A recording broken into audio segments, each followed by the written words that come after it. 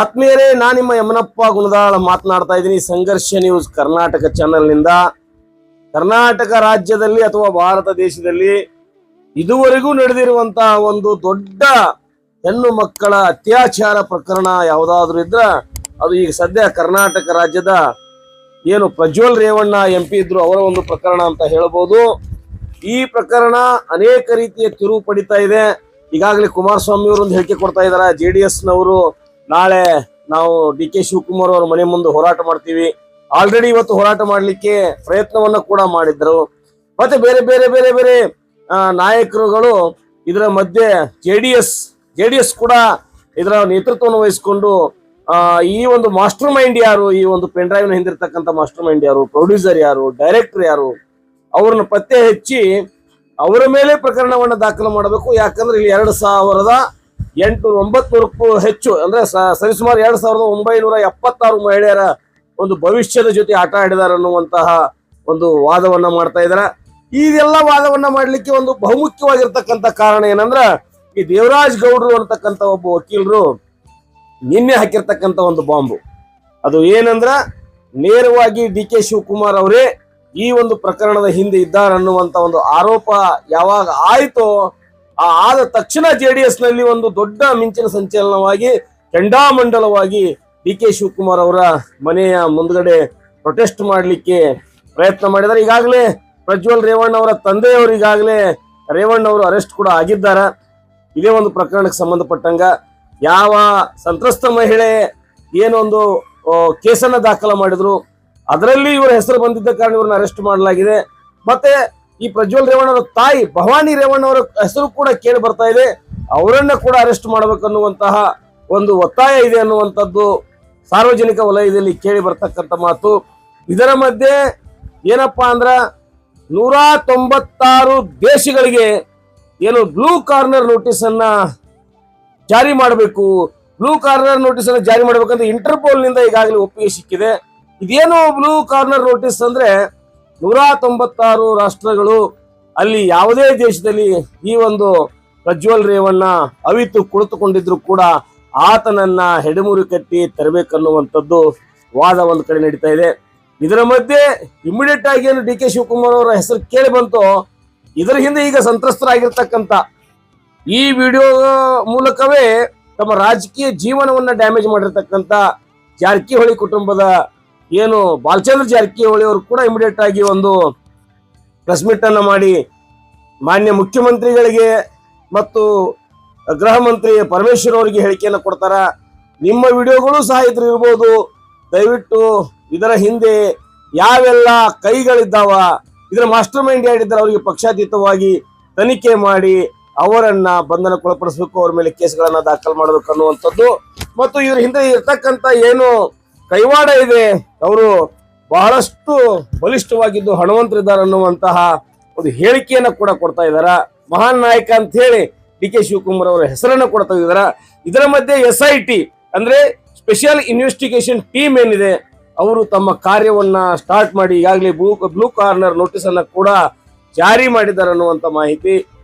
ಒಟ್ಟಾರೆಯಾಗಿ ಸ್ನೇಹಿತರೆ, ರಾಜ್ಯದ ಜನರ ದಿಕ್ಕು ತಪ್ಪಿಸುವಂತಹ ಕೆಲಸ ನಿರಂತರವಾಗಿ ಈ ರಾಜಕಾರಣಿಗಳು ಮಾಡ್ಕೊತ ಬರ್ತಾ ಇದಾರೆ. ಇದರಲ್ಲಿ ಜಾತಿ ಧರ್ಮದ ಒಂದು ಅಮಲನ್ನ ಕೊಡ್ತಾರ. ಬೇರೆ ಬೇರೆ ಧರ್ಮದ ಜನ ಇದ್ದಾಗ ಬೇರೆ ಬೇರೆ ರೀತಿ ಹೋರಾಟಗಳು ಪ್ರೊಟೆಸ್ಟ್ಗಳಾಗ್ತಾವ. ಇವರದೇ ಸಪೋರ್ಟರ್ಸ್ ಅಥವಾ ಅವರದ ಪಕ್ಷದ ಜನರಿದ್ದಾಗ ಹೇಳಿಕೆಗಳು ಬೇರೆ ಆಗ್ತಾವ. ಇದ ಕುಮಾರಸ್ವಾಮಿ ಅವ್ರ ಮನೆ ಹೇಳಿಕೆ ಕೊಟ್ಟಿದ್ರು, ಯಾರು ತಪ್ಪು ಮಾಡಿದ್ರು ಅವ್ರು ಅರೆಸ್ಟ್ ಮಾಡ್ಬೇಕು, ಉಪ್ಪು ತಿಂದವ್ ನೀರು ಕುಡಿತಾನ ಅಂತ ಹೇಳಿ. ಇವತ್ತಿಗೂ ಅವ್ರ ವಾದ ಅದೇ ಇದೆ. ಆದ್ರೆ ಎಲ್ಲೋ ಒಂದು ಕಡೆ ರಾಜಕಾರಣ ಮಾಡುವ ಮೂಲಕ ಬೇರೆ ಬೇರೆ ವಿಷಯವನ್ನ ಡೈವರ್ಟ್ ಮಾಡ್ತಾ ಇದಾರೆ ಅನ್ನುವಂತಹ ಆತಂಕ ಸಾರ್ವಜನಿಕ ವಲಯದಲ್ಲಿದೆ. ಖಂಡಿತವಾಗಲೂ ಆ ಏನು 2900 ಚಿಲ್ಲರೆ ಮಹಿಳೆಯರಿದ್ದಾರ ಅವರೆಲ್ಲರಿಗೂ ನ್ಯಾಯ ಸಿಗಬೇಕು. ಯಾವುದೋ ಒಂದು ಕಾಲಘಟ್ಟಕ್ಕೆ ಅನುಗುಣವಾಗಿ ಅವ್ರಿಗೇನು ಅನ್ಯಾಯ ಆಗಿದೆ, ಏನು ಈ ಜಗತ್ತಿನ ಮುಂದೆ ಅವರ ಚಿತ್ರಣವನ್ನ ಇವರು ತಂದಿದ್ದಾರ, ಅವರಿಗೆ ನ್ಯಾಯ ಸಿಗಬೇಕು. ಅಷ್ಟೇ ಸತ್ಯ.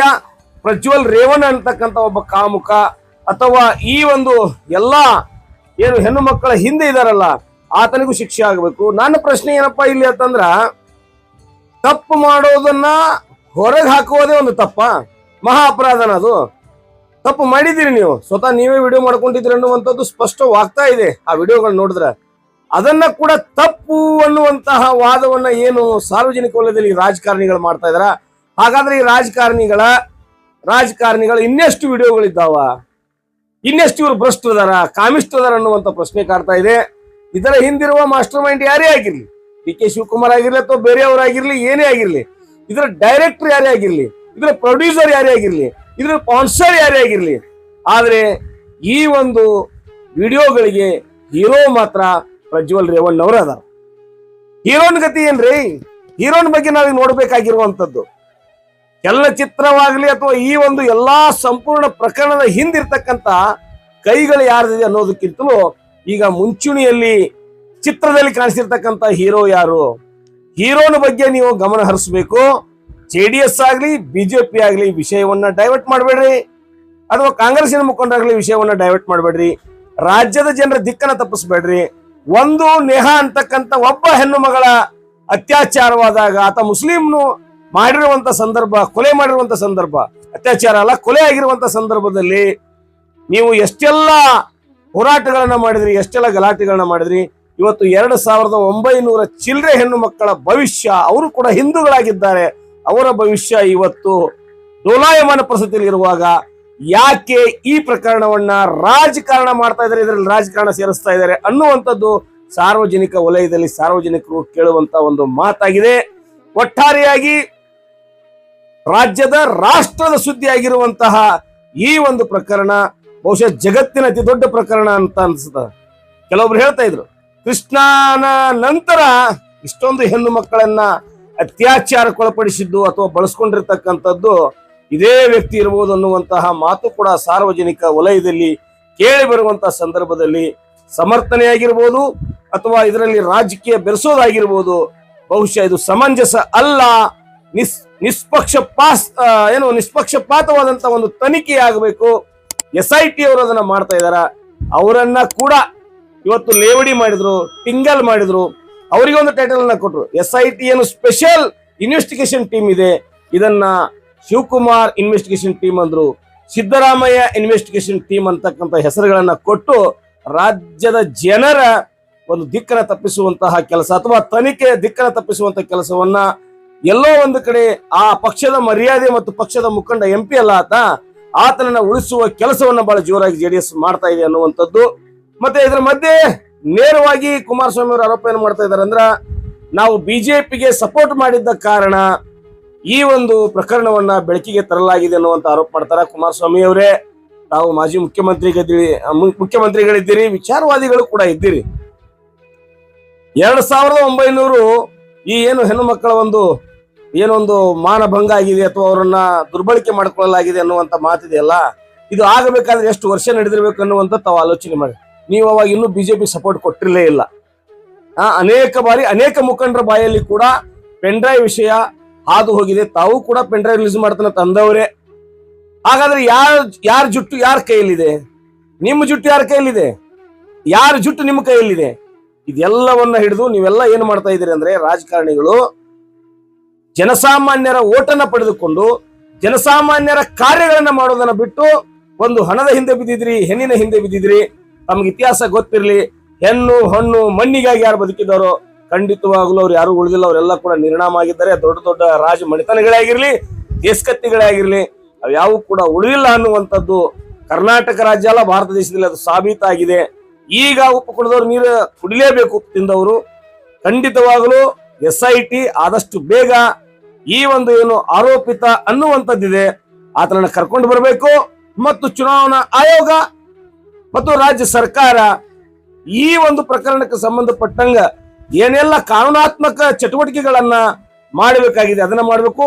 ಇಂಟರ್ಪೋಲ್ ಅವರು ಈಗಾಗಲೇ ಬ್ಲೂ ಕಾರ್ನರ್ ಏನೊಂದು ನೋಟಿಸ್ಗೆ ಒಪ್ಪಿಗೆಯನ್ನು ಕೂಡ ಸೂಚಿಸಿದ್ದಾರೆ.